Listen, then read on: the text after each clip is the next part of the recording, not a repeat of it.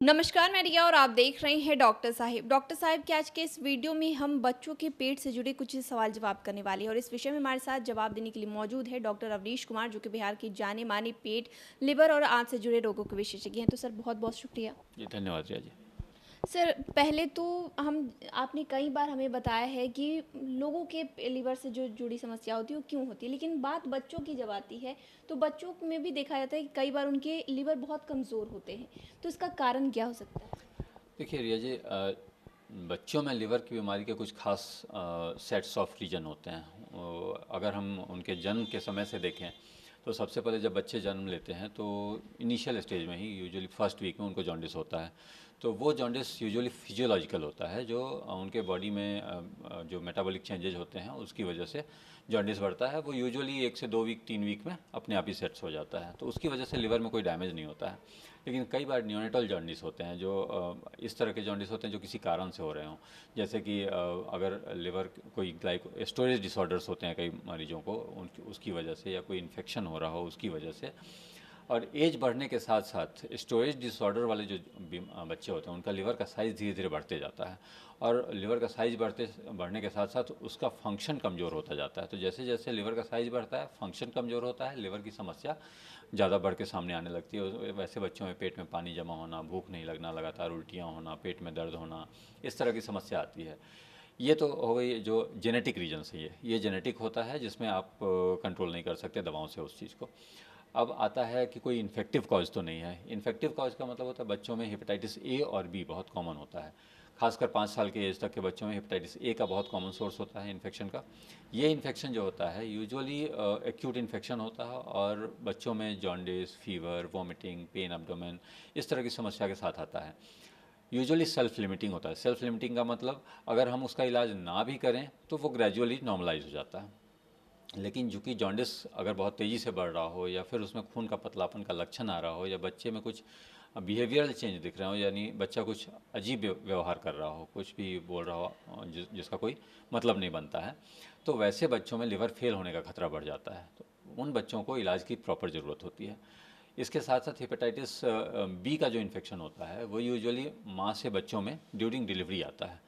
तो एक वो कारण हो गया। दूसरा, कोई ब्लड बॉर्न इन्फेक्शन हुआ, जैसे कि ब्लड ट्रांसफ्यूजन कराते समय, ब्लड चढ़ाते समय उसको इन्फेक्शन हो गया, कोई शेयर किया हुआ नीडल से उसको इंजेक्शन लगा हो तो उससे इन्फेक्शन हो जाता है बच्चों में हेपेटाइटिस बी का। तो वो रीजन, उसमें जब इन्फेक्शन आएगा तो वो भी लाइफ लॉन्ग रहता है, और वो धीरे धीरे लिवर को डैमेज करता है। अगर किसी बच्चे को हेपेटाइटिस बी का इन्फेक्शन है तो उसका प्रॉपर मॉनिटरिंग बहुत ज़रूरी होता है, क्योंकि अर्ली स्टेज में अगर इन्फेक्शन हो गया है तो लाइफ बहुत लंबी है। तो धीरे धीरे लिवर डैमेज होते होते वो 20-30 साल में उसके लक्षण दिखने लग जाते हैं, अगर किसी को जन्म के समय इन्फेक्शन हो गया हो तो। एडल्ट्स में क्या होता है कि यूजुअली 20-30 साल के एज में ही इन्फेक्शन आता है, तो उनका 60-50-60 साल की एज में जाते जाते वो इन्फेक्शन लिवर पे असर दिखाना शुरू करता है। लेकिन बच्चों में चूंकि जन्म के समय इन्फेक्शन हो गया तो 20 से 30 साल के एज तक आते आते उनका डैमेज होने लगता है लिवर, और उसका लक्षण दिखना, लिवर सिरोसिस के लक्षण आने लग जाते हैं। तो ये बहुत ज़रूरी है कि अगर किसी बच्चे को हेपेटाइटिस बी का इन्फेक्शन है तो उसका रेगुलर मॉनिटरिंग बहुत ही ज़रूरी है, ताकि उस बच्चे को लिवर सिरोसिस से बचाया जा सके। क्योंकि एक बार लिवर सिरोसिस हो जाता है तो लिवर सिरोसिस इरिवर्सिबल बीमारी है, वो रिकवर नहीं करता है। वैसे लोगों को फिर लिवर ट्रांसप्लांट के लिए जाना होता है। तो सर, जैसा कि आपने बताया था कि बहुत बार जेनेटिक कारण भी हो सकता है जिसमें पेट में पानी भी भर सकता है, और बहुत बार ये होता है कि बच्चे अपना हाल जो है ठीक से बता नहीं पाते हैं कि उन्हें क्या समस्या हो रही है। तो ये माता पिता को किन विशेष बातों का ध्यान रखना चाहिए? आपने जिक्र भी किया कि थोड़ा चिड़चिड़ापन भी होता है। जी, नहीं देखिए, अगर किसी बच्चे में उसके लक्षण कुछ कुछ सामने आने लगते हैं, अगर ऐसे बच्चों में पेट यूजुअली फूला फूला रहना, टाइट रहना, पैरों में सूजन दिखना, बच्चे का भूख कम होते जाना, वज़न नहीं बढ़ना, ग्रोथ नहीं होना, हाइट नहीं बढ़ना, ये सारी चीज़ें ऐसी हैं जो आपको इशारा करती हैं कि इस बच्चे को कुछ प्रॉब्लम है, कुछ लिवर से रिलेटेड प्रॉब्लम हो सकता है। अगर ये कोई समस्या आ रही है, किसी का पेट फूल रहा हो, पैरों में सूजन आ रहा हो, चिड़चिड़ाहट ज़्यादा हो, बच्चा खिनखिन करता रहता हो, रोता रहता हो, उसका वज़न नहीं बढ़ रहा हो, उसका हाइट नहीं बढ़ रहा हो, तो या लगातार उल्टियाँ होती हों, लगातार पेट में दर्द बताता हो, इस तरह की कोई भी समस्या हो तो उसे डॉक्टर से ज़रूर लेके और मिलें, उसका प्रॉपर इलाज कराएं। उसका कुछ स्कैन होगा, उसका कुछ टेस्ट होगा, जिससे ये पता चलेगा कि लिवर से रिलेटेड कुछ समस्या उसे है या नहीं है। जी, तो बहुत बहुत शुक्रिया सर, जो आपने जानकारी दी है उसके लिए।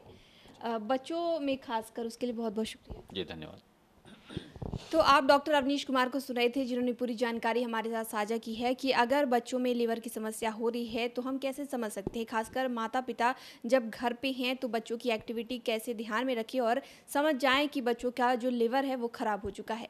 तमाम जानकारी आपको कैसी लगी हमें कमेंट कर ज़रूर बताएँ, चैनल को सब्सक्राइब कर लें, फेसबुक पेज को लाइक कर लें। वीडियो देखने के लिए आपका शुक्रिया।